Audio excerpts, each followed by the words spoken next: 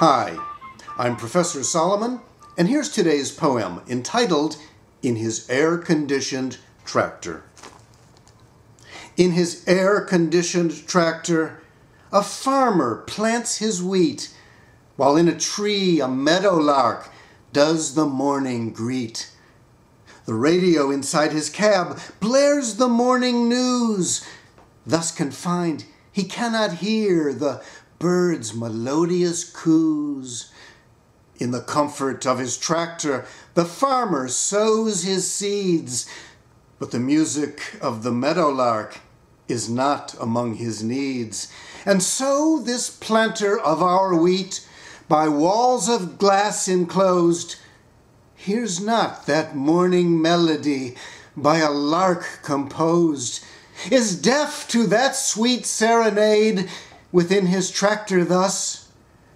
No wonder then our loaves of bread no longer sing to us.